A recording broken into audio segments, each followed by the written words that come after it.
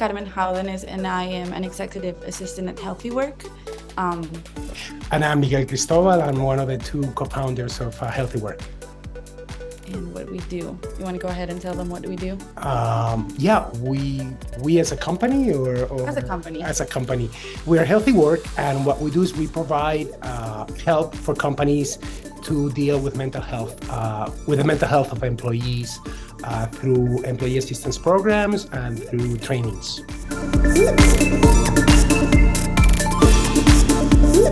I think from one side, it's just how good of a team we are. Like, we complement each other very well. And another thing we do is, like, we put ourselves into it and, like, do our best every day. And it's hard because it's a 24/7 job, not for all of us, but it is for some. And that's one thing that I really, like, admire from the company as a whole. And another thing I think we do that's different is just we kind of, like, we mold ourselves to whatever the client needs. So we don't have one specific program or two specific programs that we can sell to the client, but we try to give them whatever they need, and fill their needs as much as we can. I think it's important to let people know that we set an example. So we make sure that our company takes care of the mental health of all of our employees. So we're all very committed. We all like each other. We all communicate and support each other through sometimes very stressful times. At the end, we're dealing with clients who, sometimes want to hurt themselves or they're going through really hard times. And it's very important that we keep our mental health together so that we can do that.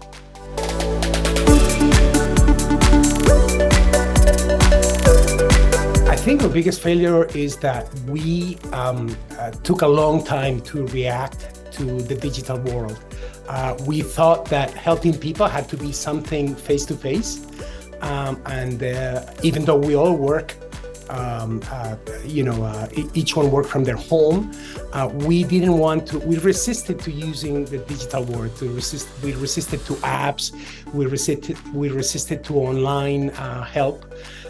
And it took us a while. I think it took us a while to react and to continue to be in person, but at the same time use everything that was digital to help us connect with the people that we help.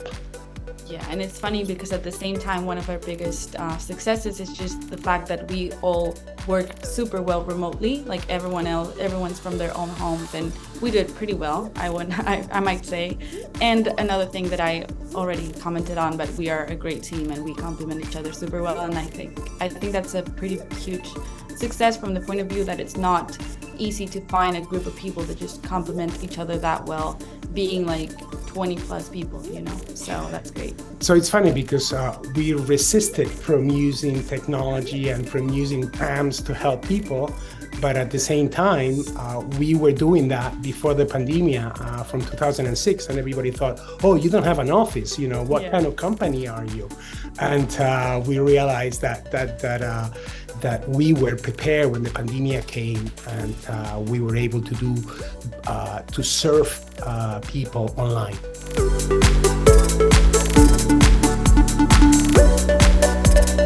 So this is, it's such a shame that Carla cannot be here, the other co-founder and wife to Mike, because she actually discovered you through an email she received from a pharmaceutical that I believe is a member as well.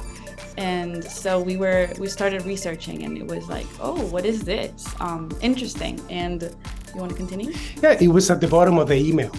The fact that they work with Barcelona Hub, and we really look into it. And we thought, as we were researching, that maybe we could contribute with not only physical health, but also with mental health. And maybe that was that was weaker than the physical part, and that we could bring that to Barcelona Hub, and we were very happy to join.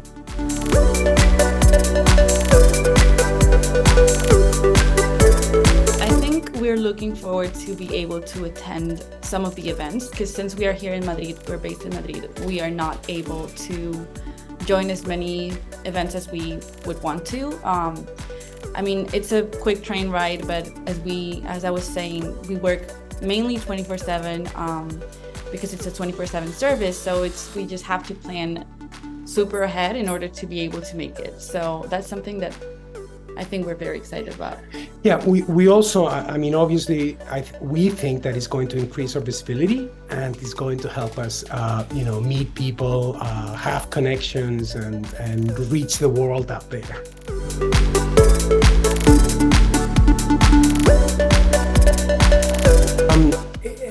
Amazingly, I mean, the Queen the other day in a speech said something about mental health and how it has changed, and she just doesn't want it to be a fashion. That is something that has to stay. People didn't want to express vulnerability. They didn't want to talk about mental health on the job. It was something that was sort of taboo. And the pandemic allowed people to say, hey, I'm having a hard time with the kids at home. I'm having a hard time with a family member that got sick or whatever. And they share it with the team, and they became aware that it was important to look out for how people were suffering maybe, and how and people learn to talk about it, and obviously to find help for the people in need. So that has obviously changed. I mean, we've come from a taboo and a stigma to something that can be dealt with openly, and therefore that has an impact on people's productivity, and it's good for companies. Well, we want to thank you for giving us the opportunity to do this interview and for your time as well. And I don't know, I think that's it, right? Yeah, thank you for listening. Yeah, thank you so much.